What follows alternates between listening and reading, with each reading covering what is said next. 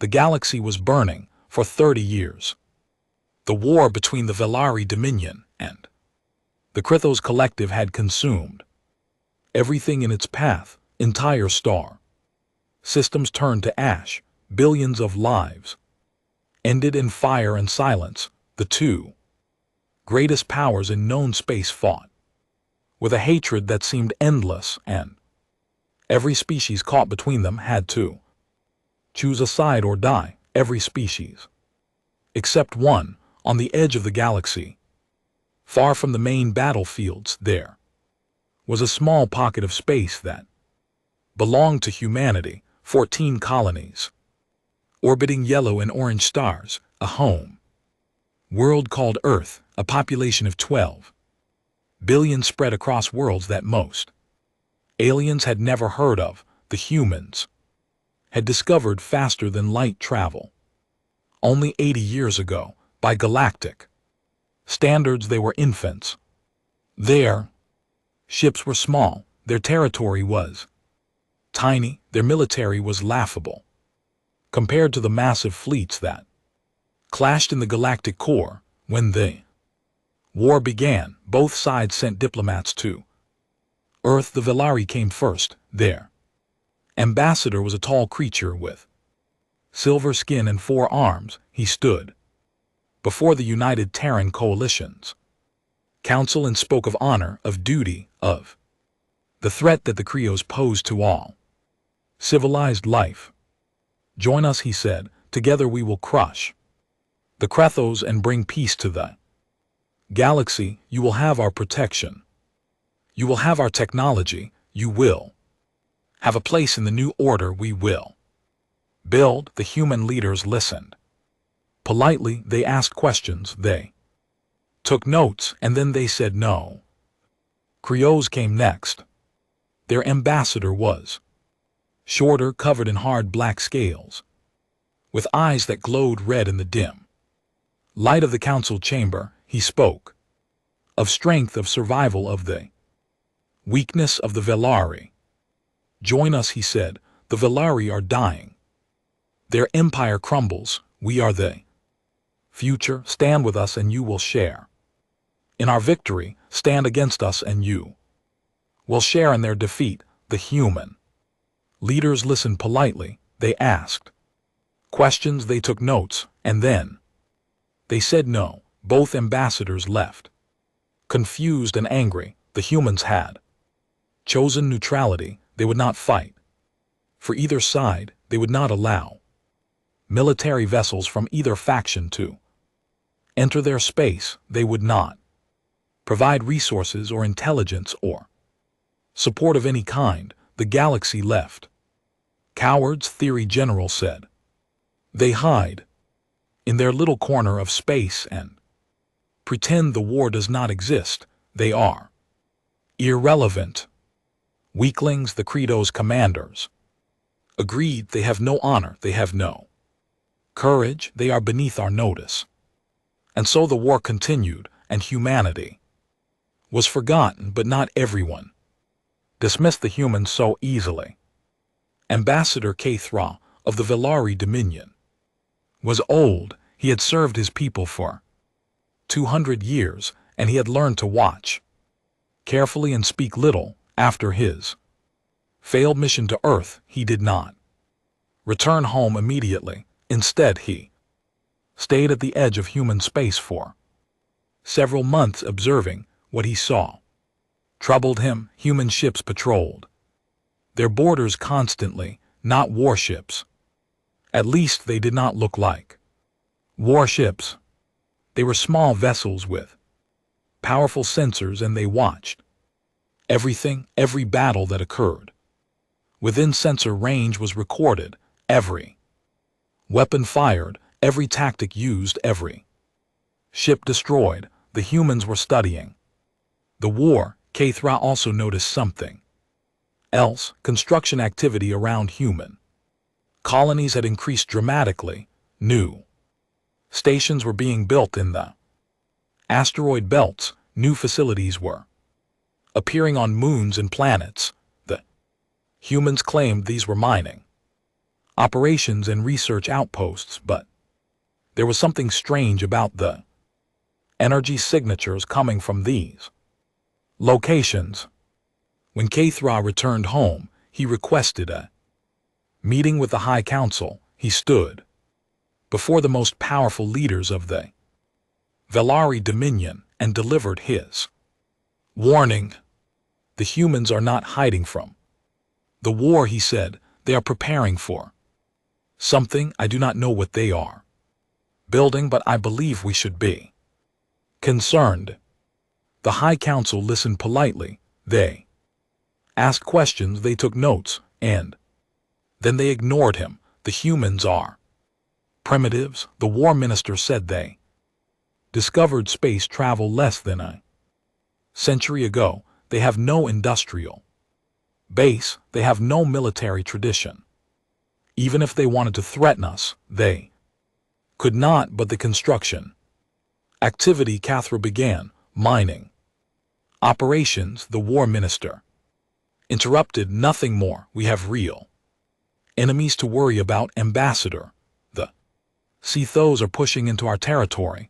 We cannot waste resources monitoring a species that poses no threat. Kathra bowed his head and left the council chamber.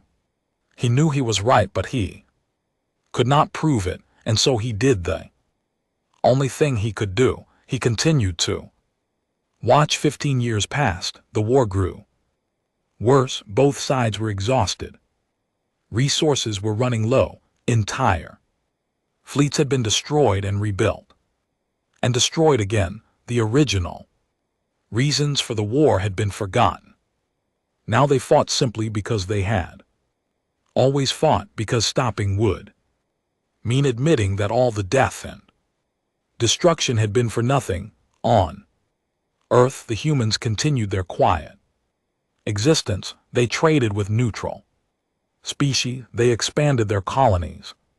Slowly and carefully, they welcomed refugees from the war, giving them homes and food and safety. And in secret, they continued to build deep beneath the surface of moons and asteroids. Massive shipyards worked day and night. Factories produced weapons that no alien had ever seen. Scientists studied the data collected from 30 years of observation and developed technologies that should have taken centuries to create. The project had a name. It was called Prometheus, after an old human myth about a being who stole fire from the gods and gave it to humanity. Fleet Admiral Chen stood in the command center of the largest hidden shipyard, watching the construction of her newest vessel. She was 60 years old, with gray hair and sharp eyes that missed nothing. She had spent her entire career preparing for a war that she hoped would never come. Snort status report, she said. 3,000 vessels ready for deployment, her aide replied. Another 500 will be completed within the year. All crews are trained and standing by. Chen nodded slowly. And the weapon systems fully operational. The plasma lances have exceeded all performance expectations. The shield technology is 30 years ahead of anything in the galactic database. Jen allowed herself a small smile. Good, let us hope we never have to use them. Her aide hesitated. Admiral, do you really think we can stay out of the war forever? Chen turned to look at the young officer. Her smile faded. No, she said quietly. Sooner or later someone will make a mistake. Someone will decide that we are weak. Someone will cross a line that cannot be uncrossed. And when that happens, we will be ready. She turned back to watch the shipyard where humanity's secret fleet grew larger with each passing day. We will be ready, she repeated, and they will learn what happens when you wake a sleeping giant. The Kratos Collective was losing the war. After 45 years of fighting there Fleets were broken, their worlds were starving, their people were tired of death and sacrifice for a victory that seemed to move further away with each passing year. The Velari were not winning either, but they were losing more slowly and in a war of exhaustion. That was enough. Supreme Commander Vareth stood before the War Council, his scaled face twisted with frustration. The holographic map in front of him showed the current state of the conflict. Red zones for Credos territory, blue zones for Velari territory, and there at the edge of the map a small cluster of yellow dots. Human space. We need resources, Vareth said. Our mining operations cannot keep up with our losses. Our factories are running at half capacity. If we do not find new sources of material soon, we will be forced to surrender within 5 years. The neutral systems, one of his generals began, are defended by species. We cannot afford to antagonize. Vor interrupted. The Merchants Guild would cut off all trade. The Assembly of Free Worlds would join the Velari. We would make our situation worse, not better. He pointed at the yellow dots on the map. But the humans are different. They have no allies, no powerful friends. Their space contains rich deposits of rare minerals, and their military is pathetic. They have declared neutrality. Another general said carefully, if we attack them, the galaxy will condemn us. Vor laughed. It was not a pleasant sound. The galaxy will do nothing. The Velari are too busy fighting us to care about a few human colonies. The neutral powers will make angry speeches and then continue trading with whoever wins and the humans themselves. He waved a clawed hand dismissively. They are sheep. They will surrender at the first sign of force. The War Council voted. The decision was unanimous. 2 weeks later, a Credos fleet of 200 warships entered human space. Their target was New Helsinki, a colony world at the border of Terran territory. It was a beautiful planet with blue oceans and green continents, home to 4 million people, farmers and miners and teachers and doctors, families who had built new lives far from Earth. The Credos fleet arrived without warning. They surrounded the planet and began broadcasting on all frequencies.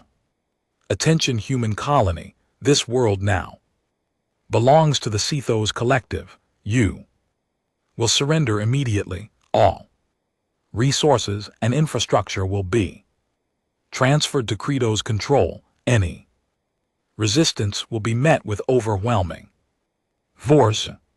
On the surface, Governor Sarah Chen, no relation to Fleet Admiral Chen, watched the alien ships fill the sky. She was a calm woman known for her steady leadership during times of crisis, but even she felt fear as she counted the enemy vessels. Send a message to Earth, she ordered. Tell them what is happening and activate the emergency shelters. Get as many people underground as possible. The message was sent. Then they waited. Credos' commander was named Torvik. He was young and ambitious, eager to prove himself in battle. When the humans did not respond to his demands within 1 hour, he grew impatient. They are stalling, he said to his officers. They hope for rescue that will not come. We will show them the cost of defiance. Commander, his tactical officer said carefully, our orders were to secure the colony's resources. If we damage the infrastructure, we will damage their will to resist. Torvik snapped. Choose a target, something that will break their spirit. The tactical officer studied the surface, scans for a long moment, then he highlighted a building in the capital. City, this structure houses their medical facilities, he said, including their primary center for treating sick and injured children. Destroying it would demonstrate our willingness to do it. The first plasma bombardment hit the children's hospital at midday when the building was full of young patients and their families. The second bombardment hit the surrounding residential district. The third hit the emergency shelters where thousands of civilians had taken refuge. In less than 1 hour, 2.3 million people were dead. Governor Chen was among them. Her last act was sending a final message to Earth, documenting the attack with footage from the city's cameras. She died with her staff trying to coordinate rescue efforts that would never come. Commander Torvik watched the destruction with satisfaction. Send a message to the other human colonies, he ordered. Tell them that New Helsinki was a demonstration. Tell them that surrender is their only option. Tell them that resistance means death. The message was sent. Then they waited. For 6 hours there was silence from Earth. Torvik began to worry. He had expected panic. He had expected surrender. He had expected the humans to behave like the frightened primitives everyone said they were. Instead, there was nothing. Scan for incoming vessels, he ordered.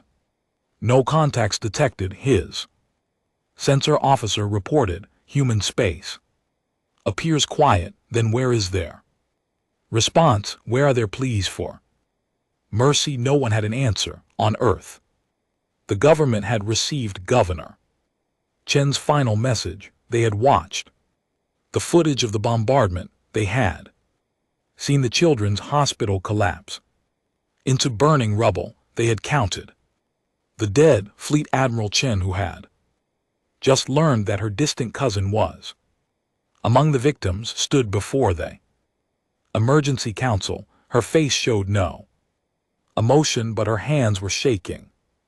The decision is yours, she said to the council. I have given you my recommendation, but the decision is yours. The council voted. The decision was unanimous. Admiral Chen returned to her command center and opened a channel to every military installation in human space. Her voice was calm and steady, even though tears were running down her face. All units, this is Fleet Admiral Chen. Execute Order Prometheus. I repeat, execute Order Prometheus. This is not a drill. Across human space, hidden shipyards opened their doors. Secret installations powered up their engines. 3,000 warships that the galaxy did not know existed began moving toward a single destination. Then Admiral Chen opened a channel to every communication system in the galaxy, every alien species, every neutral power, both sides of the war. Everyone. Her message was simple. This is Fleet Admiral Chen of the United Terran Coalition. 12 hours ago, Credo's military forces attacked our colony of New Helsinki. They bombarded civilian targets, including a hospital for children. 2.3 million of our people are dead. She paused, her voice hardened. To the Sithos Collective, you have been warned repeatedly to respect our borders. You chose not to listen. You chose to murder our children. Another pause. To the Velari Dominion, you had vessels within sensor range of New Helsinki. You detected the Sithos fleet entering our space. You watched the bombardment happen. You did nothing.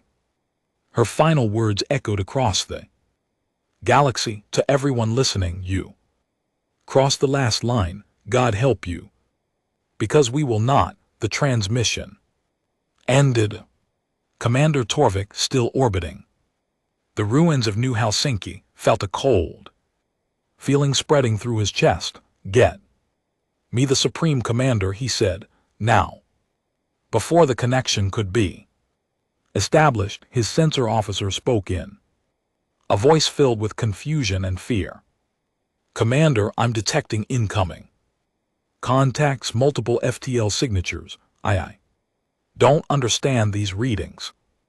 How many ships? The sensor officer looked up at him with wide, terrified eyes. Thousands. Commander Torvik stared at his sensor display and felt his world crumbling around him. The readings made no sense. 3,000 contacts. 3,000 ships dropping out of faster than light travel in perfect formation around his fleet. Human ships that should not exist. That's impossible, he whispered. The humans don't have 3,000 ships. They don't have 300 ships. Commander, they're hailing us, his communications officer said. Torvik took a deep breath and tried to compose himself. Put it through. The face that appeared on his screen was human. A woman with gray hair and cold eyes. She wore a military uniform covered in medals and insignia that Torvik did not recognize. I am Fleet Admiral Chen of the United Terran Coalition, she said. Her voice was flat and emotionless.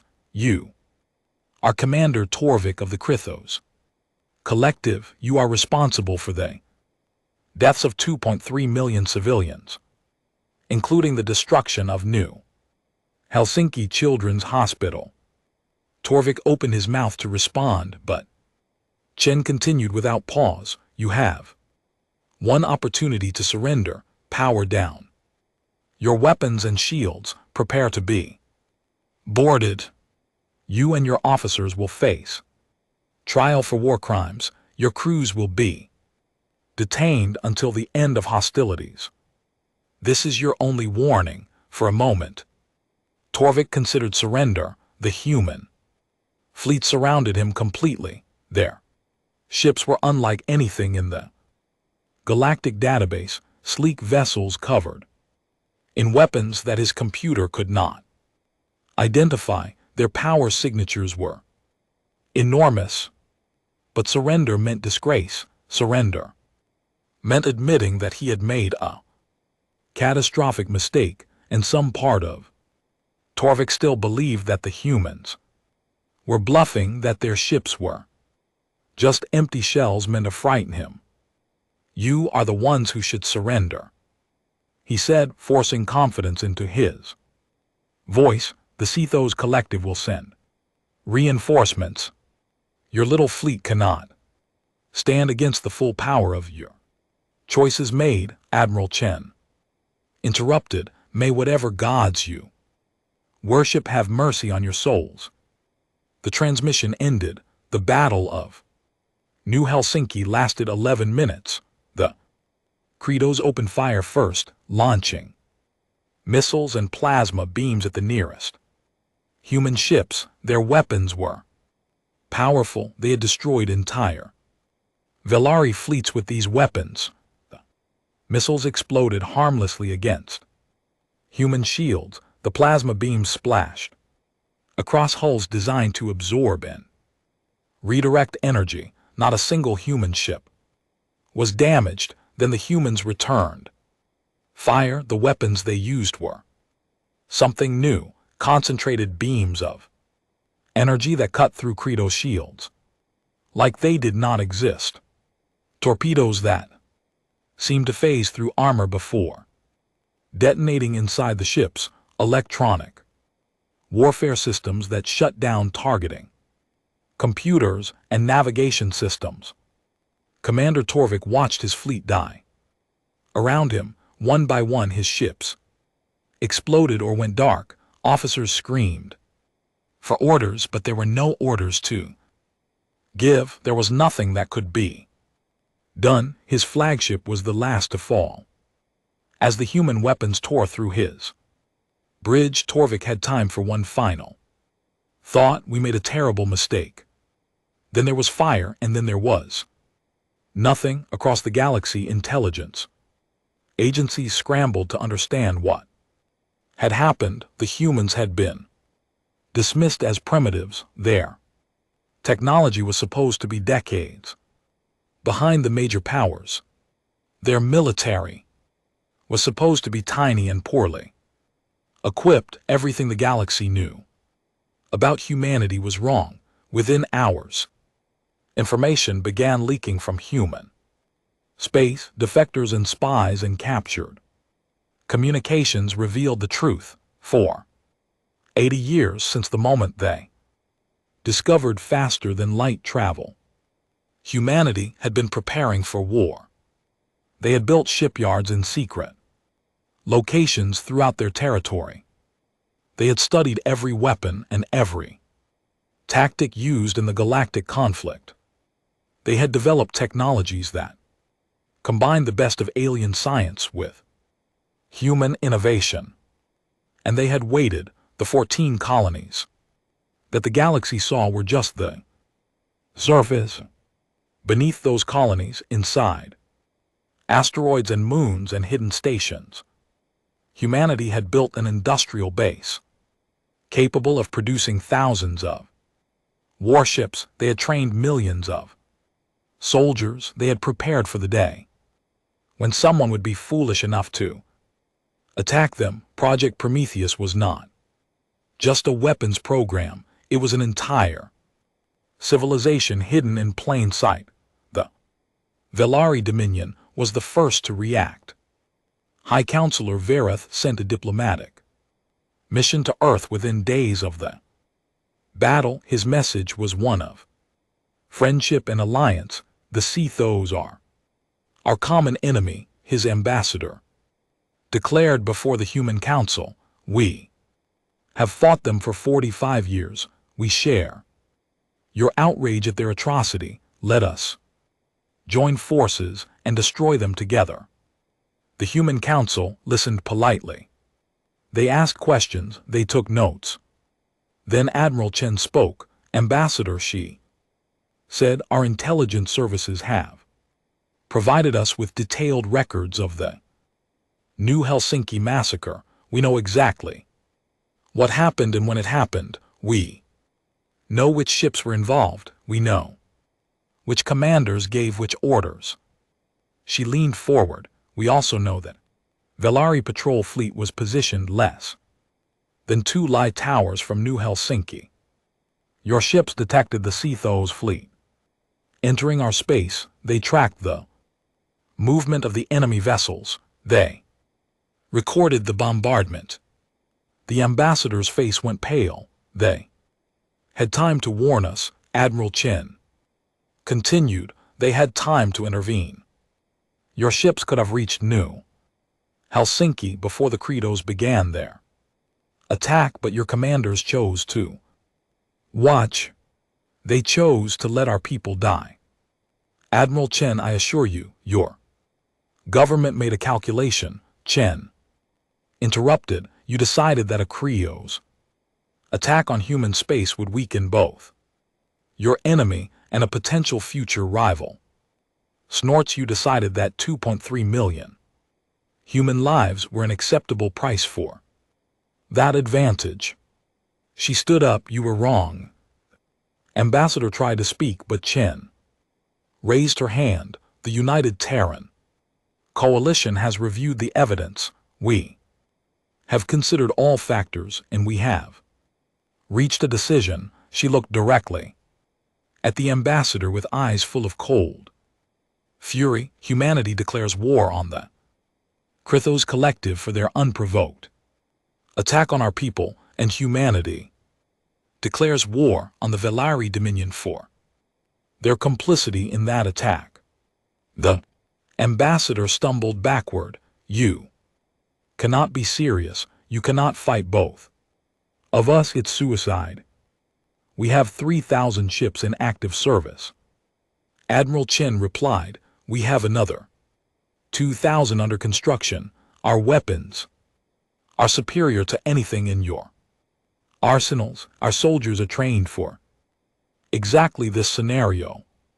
She smiled, but there was no warmth in You wanted the humans to join your war ambassador. Congratulations, we have joined. Within hours, human fleets began mobilizing throughout Terran space. Their destination was not the border, their destination was the galactic core, where both the Velari and Cephos had their most important systems.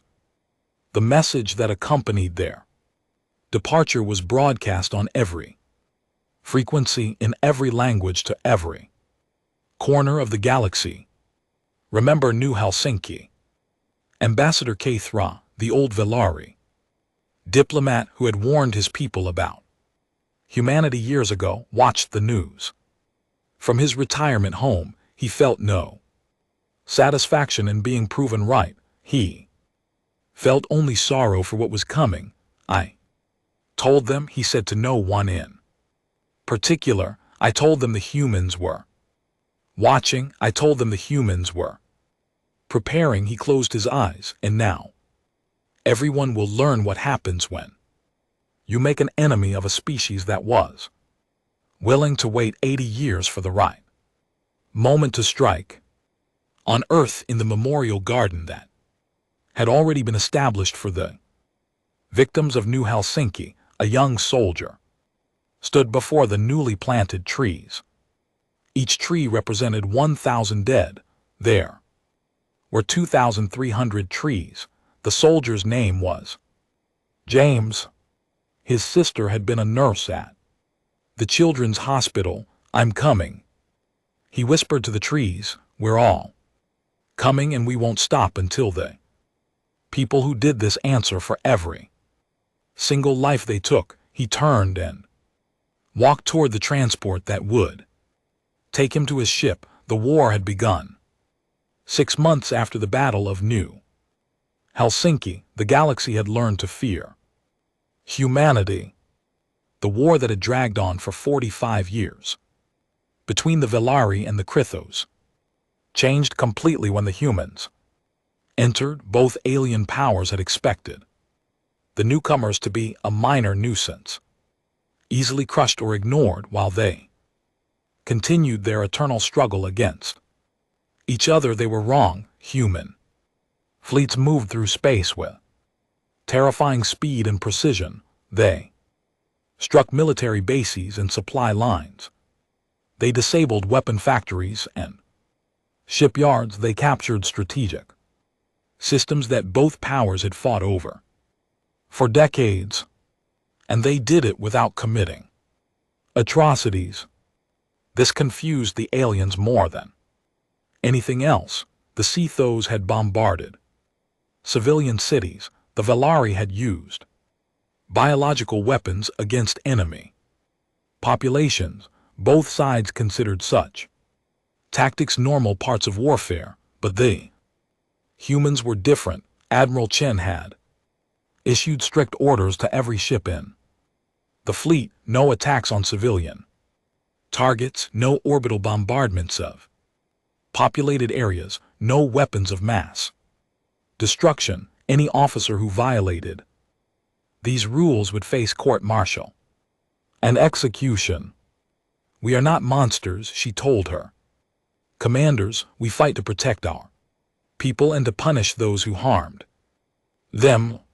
We do not fight to become the things we hate. The strategy was simple but effective. Human forces would enter a system and immediately secure all civilian infrastructure, power plants, hospitals, food distribution centers.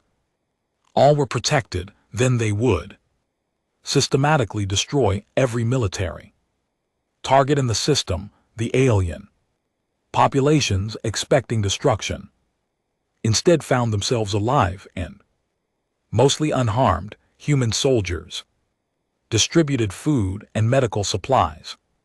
Human engineers restored damaged infrastructure. Human officers explained that they had no quarrel with ordinary people, only with the governments that had allowed the New Helsinki massacre to happen. Many aliens did not believe them at first, but as weeks turned into months, the truth became clear. The humans were fighting a war of justice, not a war of conquest. This made them more dangerous, not less. Soldiers who believed in their cause fought harder than soldiers who fought for territory or resources. Human troops showed endurance that amazed their enemies. They could march for days. Without rest, they could survive injuries that would kill most species. They formed bonds with their units that made them fight to the death rather than abandon their comrades. The Velari generals studied the humans and tried to understand their psychology. They learned that humans came from a high-gravity world, which made them stronger and more durable than most species. They learned that humans had evolved as persistent hunters, capable of chasing prey for days until it collapsed from exhaustion. But what frightened the Velari most was something else. Humans had a concept they called righteous anger. When humans believed they were fighting for just cause, their determination became nearly unstoppable. And every human soldier knew what had happened at New Helsinki. The Krythos Collective was the first to break after losing 30 major systems in 4 months. Supreme Commander Voreth made a desperate decision. He had seen how the humans protected civilian populations. He had seen how they refused to use weapons of mass destruction. He believed this was weakness. He decided to exploit that weakness. Kryo's strike force was sent to the human colony of New Eden. Their mission was simple: deploy a biological weapon that targeted human children. Kill enough young humans and the enemy would lose their will to fight. The strike force never reached their target. Human intelligence had intercepted their communications. A defense fleet was waiting for them, but the interception revealed the Krythos plan to the entire human military.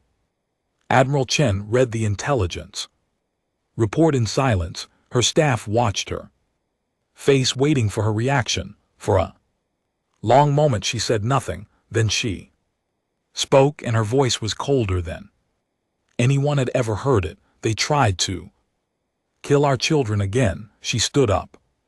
Contact all fleet commanders. New orders are being issued. The Krythos Collective is no longer to be treated as a conventional enemy. They are to be treated as a threat to human survival. Admiral, one of her officers asked carefully, what exactly does that mean? Chen looked at him. It means we stop being gentle. The assault on the Krythos' home system began 2 weeks later. Humanity sent everything they had: 2,000 warships, hundreds of thousands of soldiers, weapons platforms that could crack planets. The Krythos had built defenses around their home world. For centuries, they believed no force in the galaxy could break through. The battle lasted 3 weeks. Human ships absorbed punishment that should have destroyed them. Human soldiers landed on Krythos' military installations and fought hand-to-hand against defenders. Human engineers systematically dismantled every piece of military infrastructure in the system. Supreme Commander Vorth died on the bridge of his flagship, still giving orders to ships that no longer existed. When it was over, the Krythos home system was unrecognizable. Every military base was destroyed.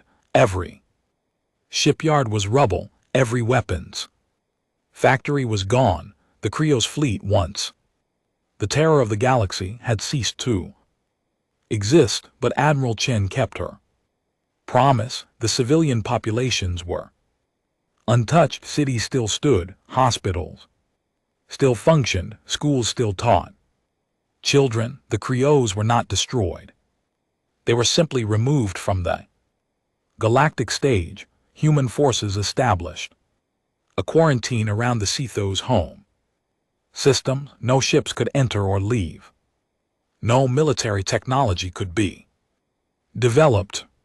The Cethos were reduced to a pre-spaceflight civilization trapped on their own worlds until humanity decided otherwise. It was a punishment more terrifying than genocide. The Cethos would live, but they would live knowing they had lost everything because of their own choices. The Velari Dominion watched the fall of their ancient enemy with horror. High Counselor Verath called an emergency meeting of his government. The situation was clear. The humans had destroyed the Cethos in less than 6 months. The Velari could not hope to resist them alone. We must negotiate, Vath said. We must surrender before they do to us what they did to the Krathos. Surrender, one of his generals shouted. The Velari have never surrendered in our entire history. The Velari have never faced an enemy like this. Ver replied. Look at what they did. Look at how fast they did it, and remember they did it while fighting on 2 fronts. Now they can focus entirely on us. The argument raged for hours. Some wanted to fight. Some wanted to flee. Some wanted to negotiate. In the end, it did not matter what they wanted. A human ambassador arrived at the Velari capital 3 days later. She carried a simple message from Admiral Chen. You have one choice, unconditional surrender. Your government will be dissolved. Your military leaders will face trial for war crimes. Your society will be restructured according to principles established by the United Terran Coalition. And if we refuse, Verath asked. The ambassador looked at him without pity.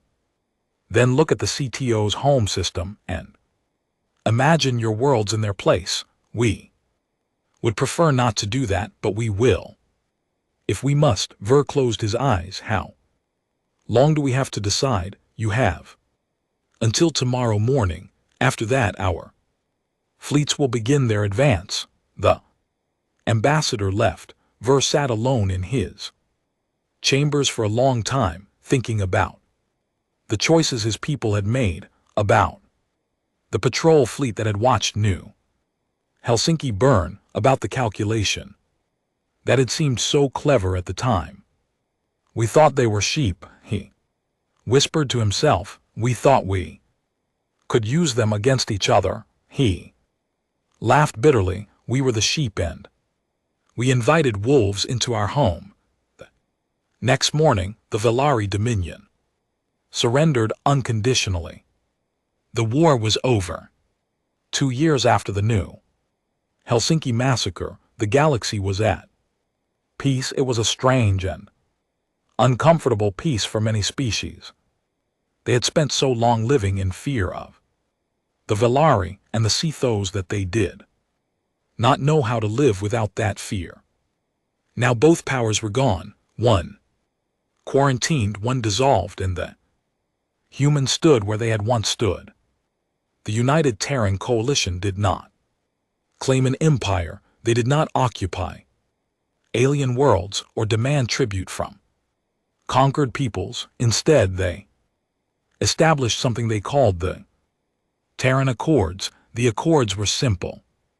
Every spacefaring species was invited to sign them. The rules were clear and applied equally to everyone. No species would wage aggressive war against another. No species would target civilian populations. No species would stand idle while atrocities occurred. No species would develop weapons of mass destruction. And if any species violated these rules, humanity would respond. Some species signed immediately, grateful for the protection the Accords offered. Others hesitated, suspicious of human motives. A few refused entirely, claiming that the Accords were just another form of imperialism. Those species found themselves isolated, not conquered, not attacked, simply cut off from trade and communication with the rest of the galaxy. Most of them eventually reconsidered their decision. On Earth, the government struggled with its new role. They had prepared for war, not for peace. They had trained soldiers, not diplomats. Many humans questioned whether they had the right to impose their values on the rest of the galaxy.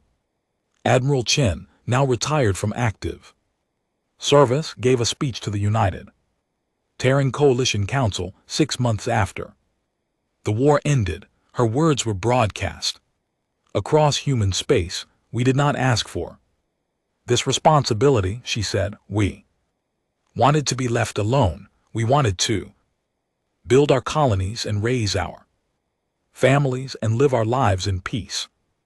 But that choice was taken from us the moment the Krethos bombed New Helsinki.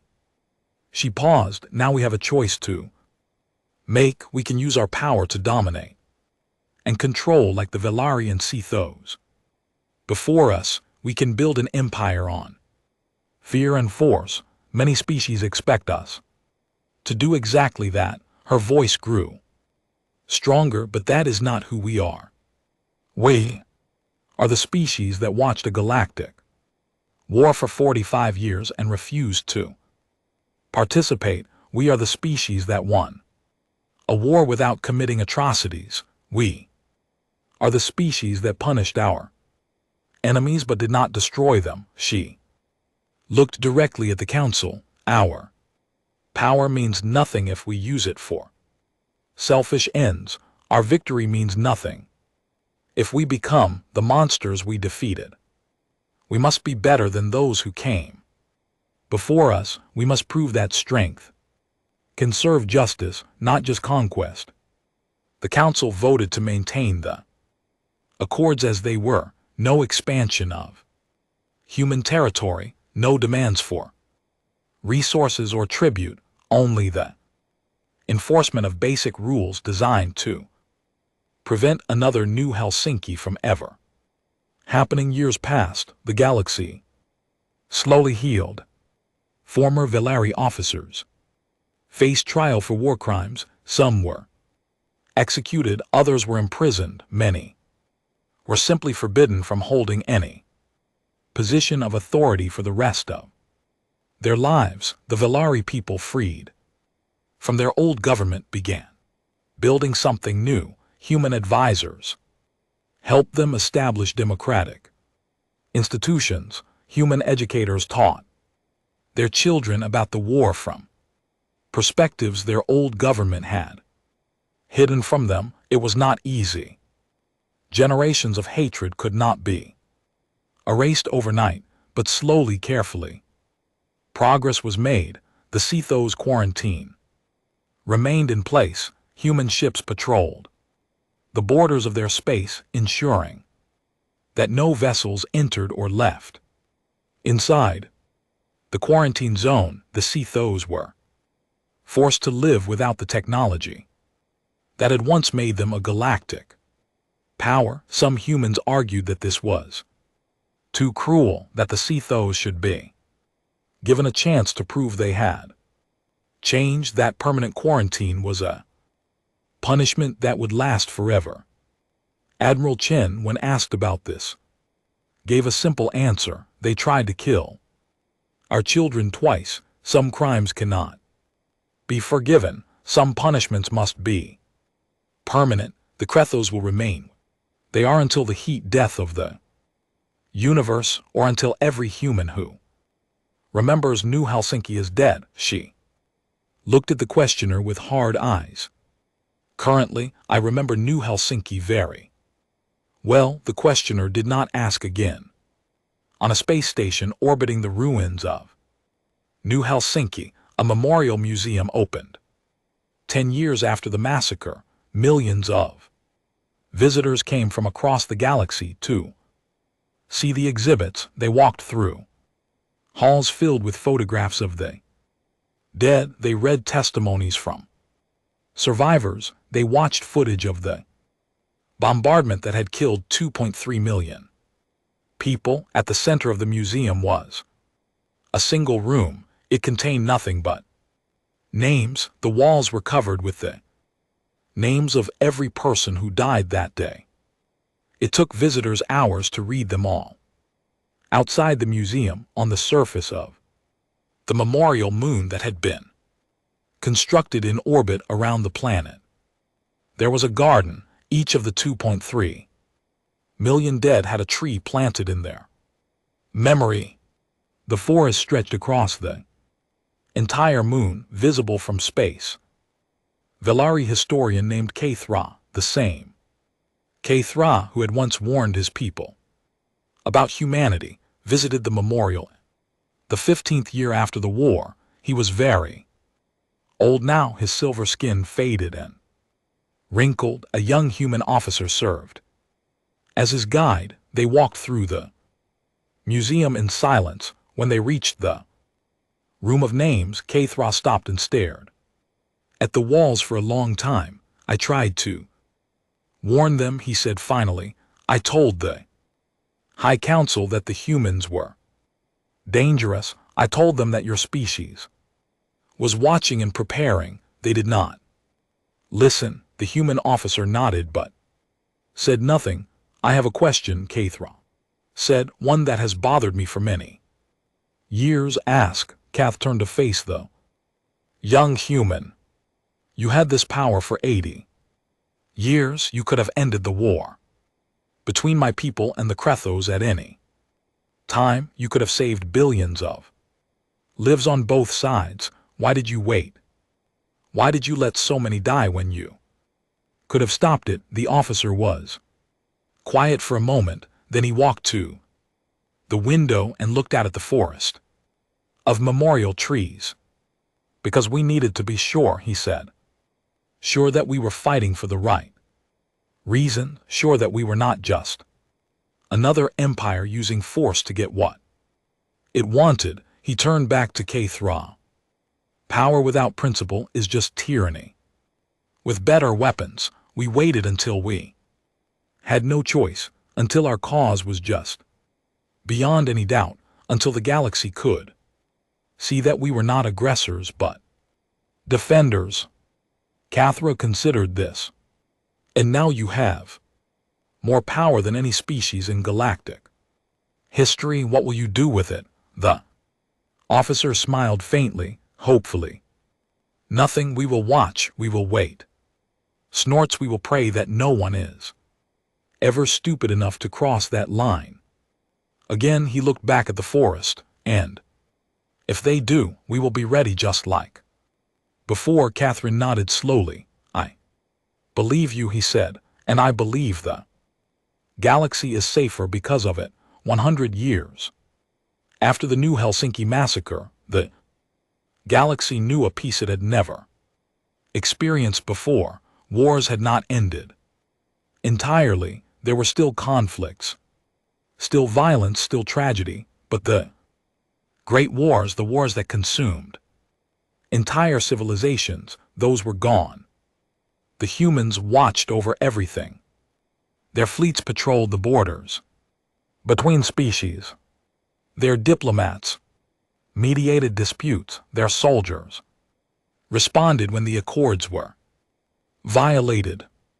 They were not loved. They were not hated. They were respected in the way that one respects a force of nature, a hurricane, an earthquake, something powerful and dangerous that must be treated carefully. On the memorial moon orbiting New Helsinki, a new inscription was added to the main monument. It was written in every language in the galaxy, and it said, 2.3 million voices silenced. The galaxy answered, never again. And in the command center of Earth's orbital defense platform, a new generation of human officers monitored the stars. They trained constantly. They maintained their weapons. They prepared for threats that might never come.